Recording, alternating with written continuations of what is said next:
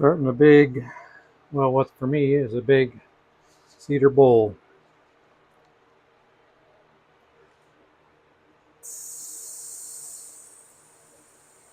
Now we're about 297 on the speed.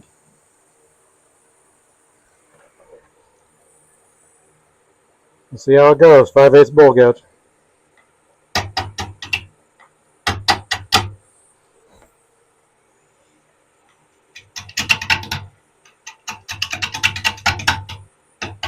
Trying to get the corner off here.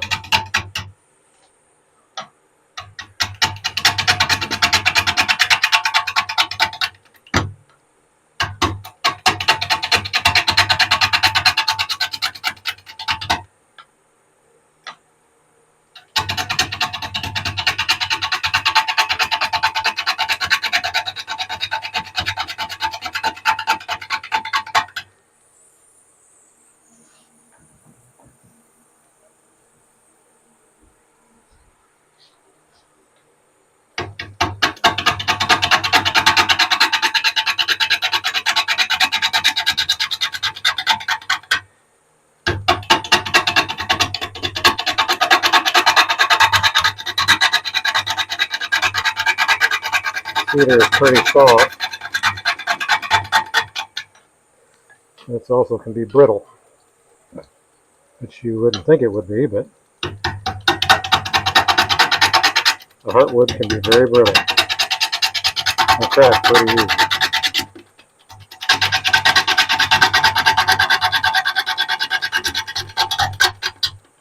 But it sure smells good.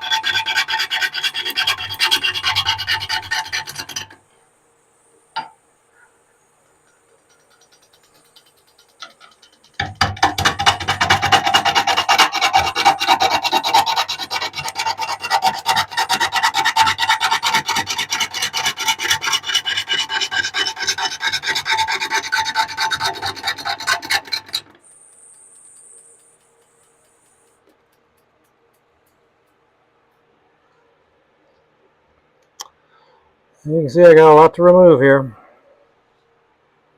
But it's got some beautiful color right in here. I love how the sapwood gradually transitions grain line by grain line. It's pretty cool. This whole tree that this came out of has that same kind of patterning in it. But you see I got a knot here and a knot there from a limb. Big void right in here. So this will all get cut off.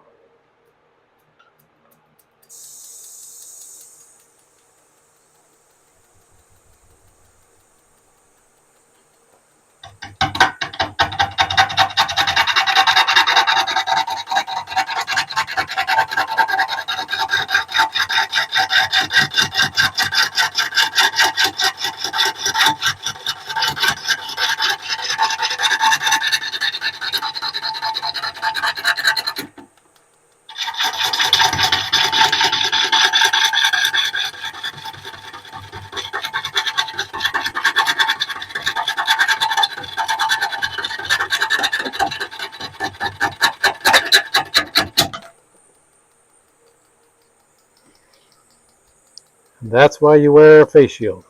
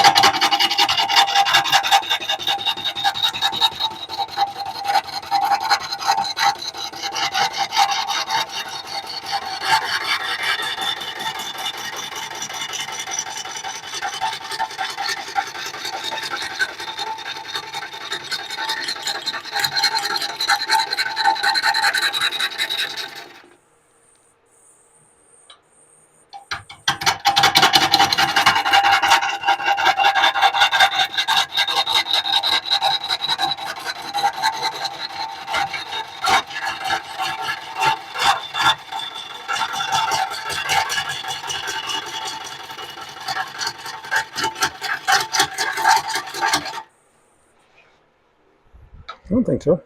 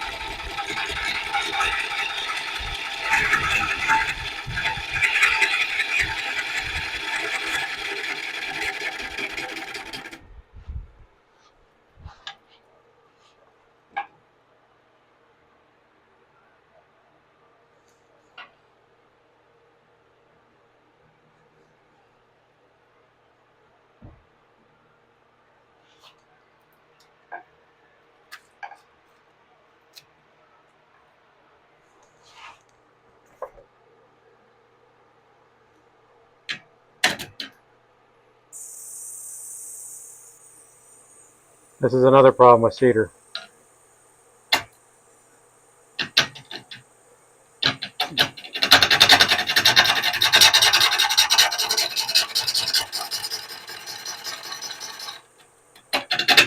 I'm just trying to clean up the front of the face. Trying to see where the edge, to get my edge defined.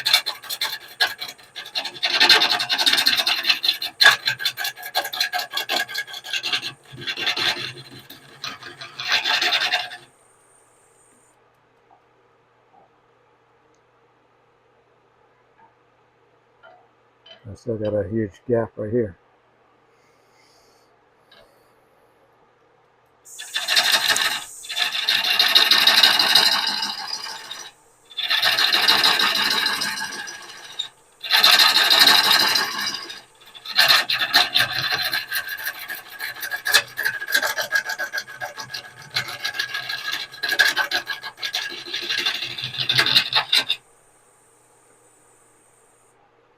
I've got my lathe on the slowest speed setting.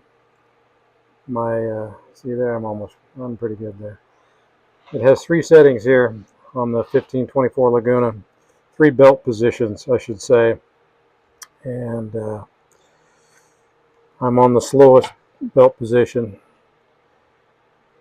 Top speed on this belt position is only about 650. Goes from 50 to 620 something, I can't remember. The next belt position up, which is the middle one, is the one I use the most. It starts out at about 325 and goes to 2100 or something. So, but for big stuff like this, it's just easier to start out on to keep it under 600. It's just safer. The lathe doesn't wobble as bad and everything else. Speed's been increased to 400. I guess I bumped the dial. But I want to do it I want to turn as fast as I can because my cuts will be cleaner. And I get more material taken off in a shorter period of time. So the piece will get balanced out sooner.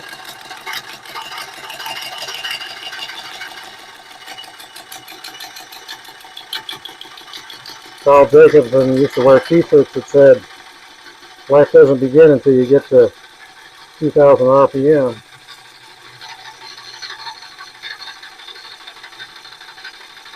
Maybe it was 3,000, I don't know. Carl did a lot of stuff. Carl's a great turner if you ever watch his channel on YouTube.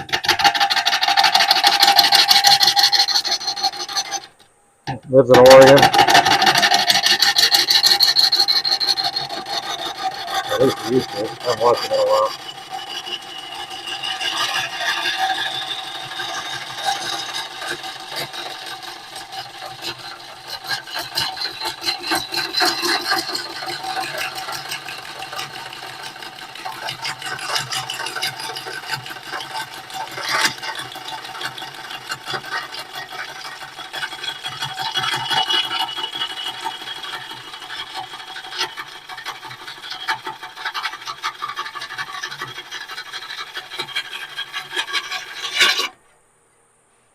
There's a bee in here.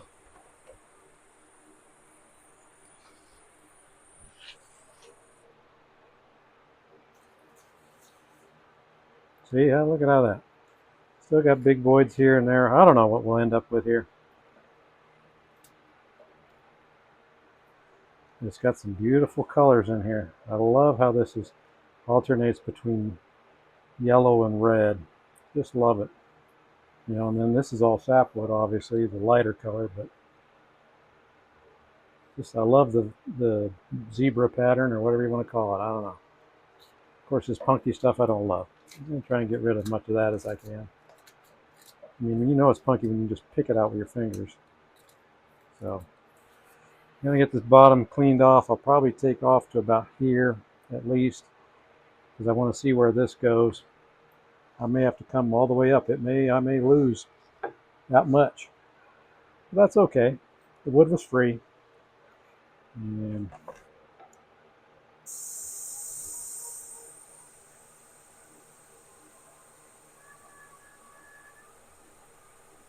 I'm at 634.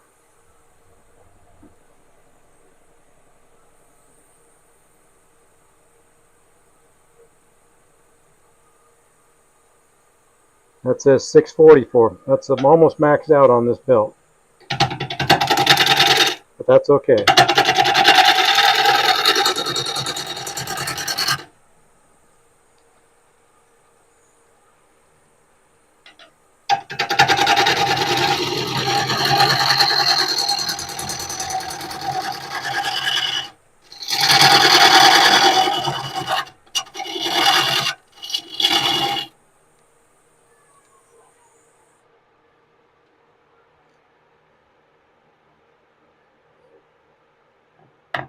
I got to get past this knot right here.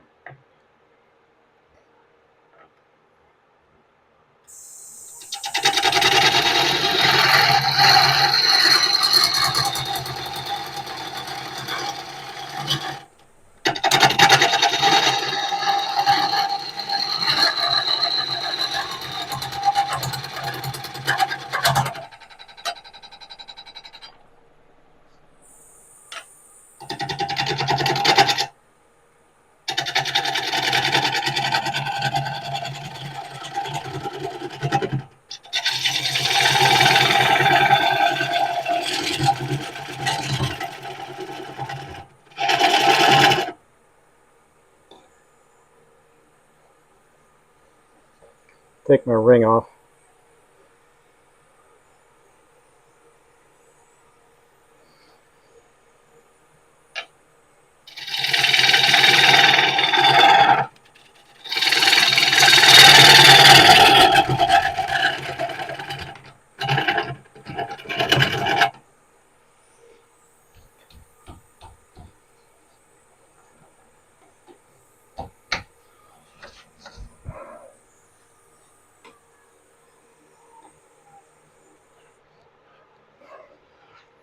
Didn't think I locked that on there that tight.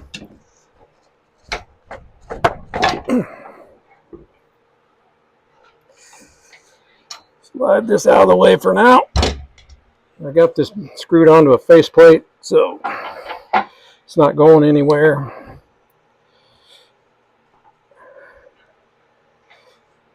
I use faceplates a lot for bigger stuff like this.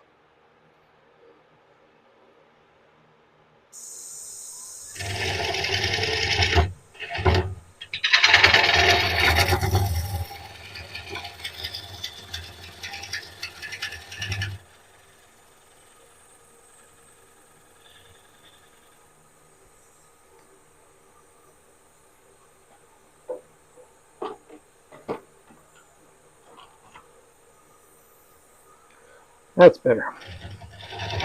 My mini blind getting in the way.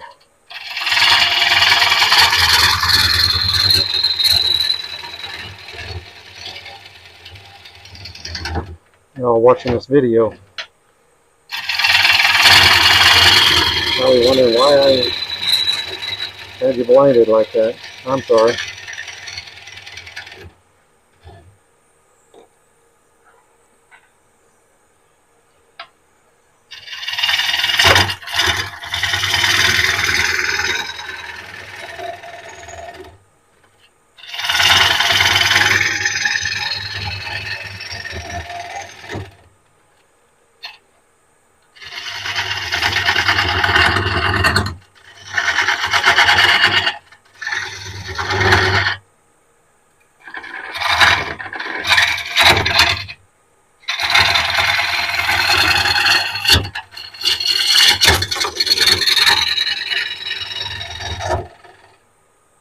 Alright, let's see what's happening here. See this big chunk? This is what I mean where it's brittle. That just split off from out of nowhere. Somewhere on the bottom. But you can see the color is gorgeous in here. And that's what I like. I keep hitting that knot, and that's what's making this thing hard. Oh, here's where it probably split off right there. So, anyway. I'm going to get this curved up this way. Take this corner off, kind of blend this line down into here somewhere. And get rid of that groove there. And probably most of this. As you can see, this crack goes up to there. And probably into here somewhere.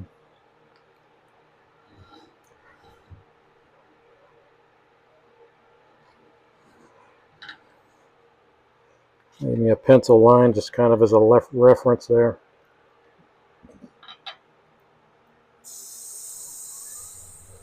I'm maxed out here at 664.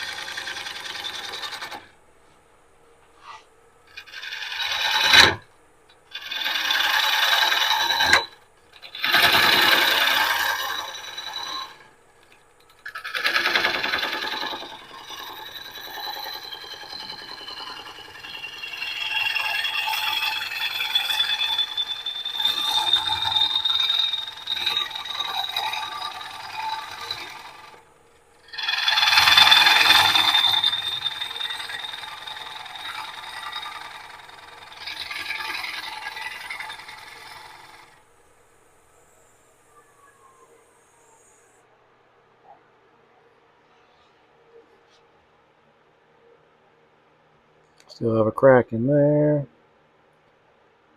Still have this big hole here, but might just end up leaving that. You go see what's banging the door. And see, look at this. This is what I love about this wood, is that color variation there.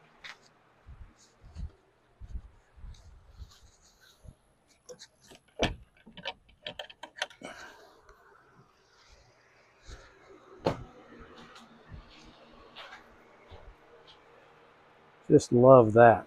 That is just so beautiful to me. You know, an artist can't create that. That's just the good Lord's handiwork right there. That's what I love right there, folks. See, maybe you can't see it, but it's just beautiful. All right. Oops, sorry about that. I'm going to use the big old hurricane here. I got to figure out how big a spot to make for my jaws.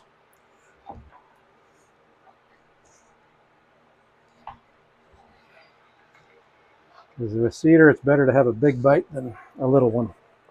I think I'm going to get the 1/2-inch Rikon here into service.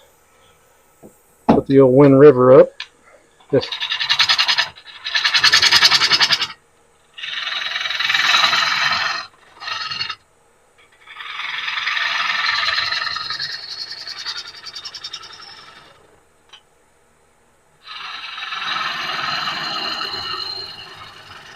this is just vibrating too much.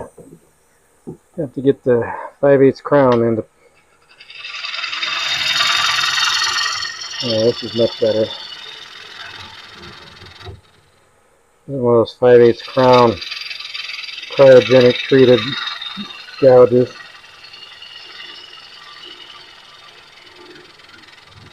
And it holds the edge pretty good. It's got this black nitrided bar. You see, there it is. That's just beautiful in there.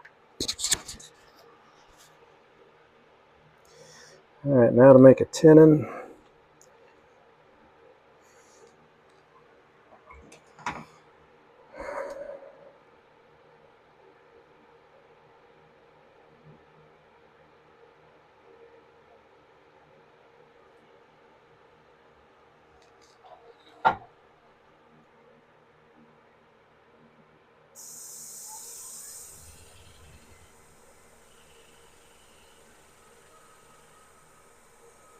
the inner line there that I want.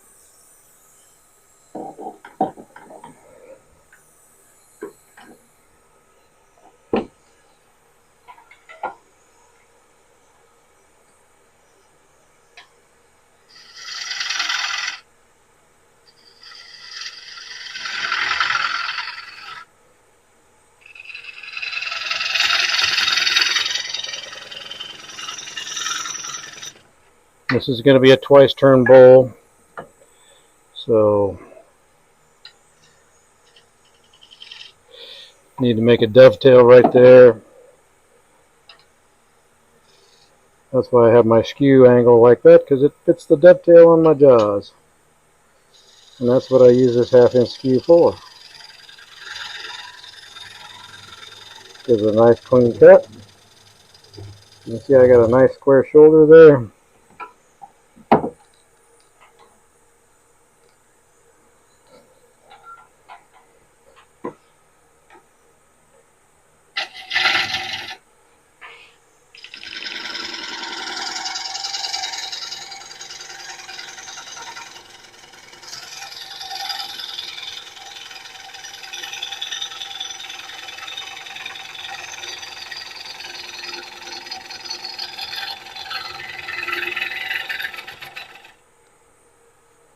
Now I'll go back the other way.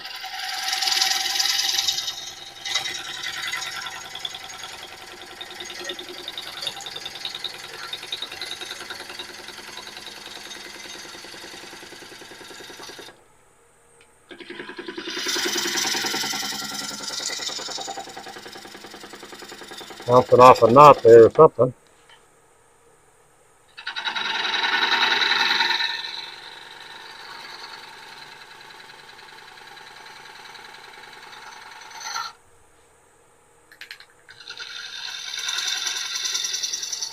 Either that or that void. I keep forgetting there's that void in there. This is just going to be a rough turn. I've had this wood for months. It's been sitting on the floor in the shed, but that doesn't necessarily mean it's dry, and I don't have to get this perfectly in a curve here, but see, there's a big crack right there.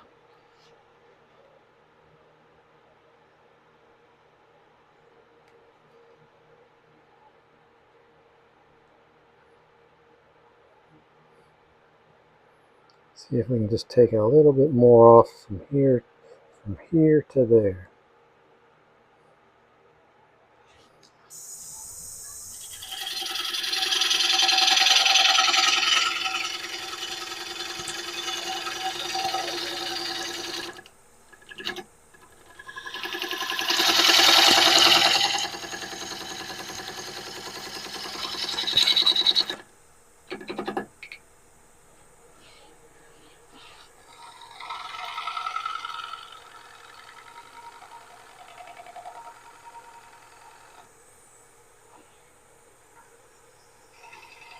Sometimes you just got to do it left-handed.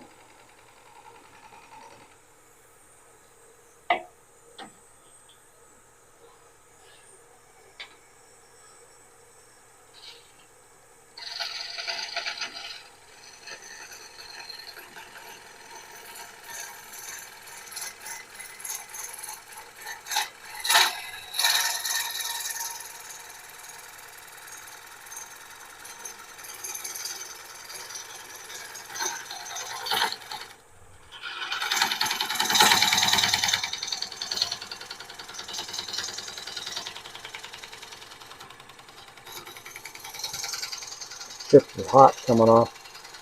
I'm watching the upper horizon so I can just blend this into the curve that's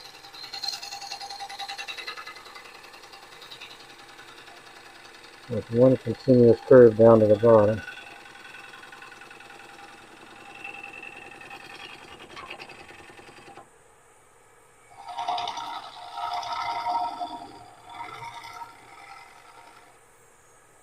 I think that'll be good enough. I don't think I got rid of that crack. Well, maybe I did.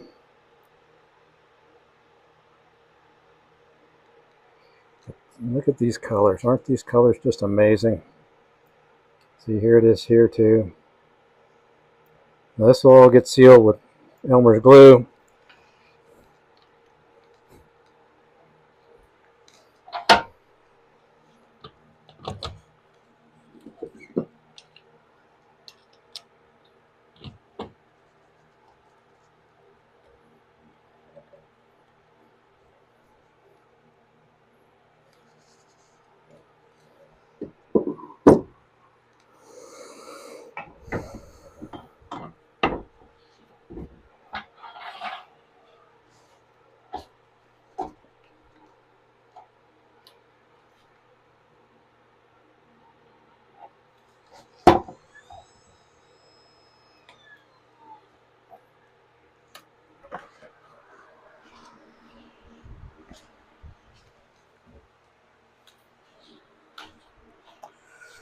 This is my faceplate that came with the lathe. It's a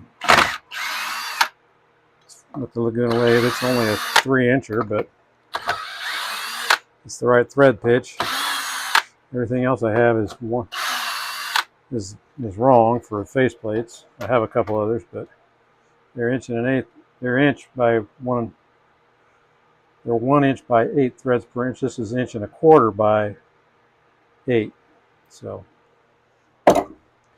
I use construction screws. I don't use drywall screws. These are construction screws with a Torx 25 bit that it takes. Let's just see what our finished diameter is here. Now this is a 12-inch ruler, and we're at about 13. So anyway, time to get this bad boy hollowed out.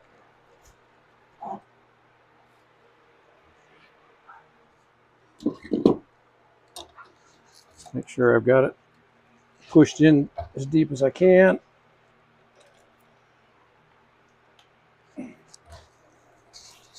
Tighten that one up. Tighten that one up.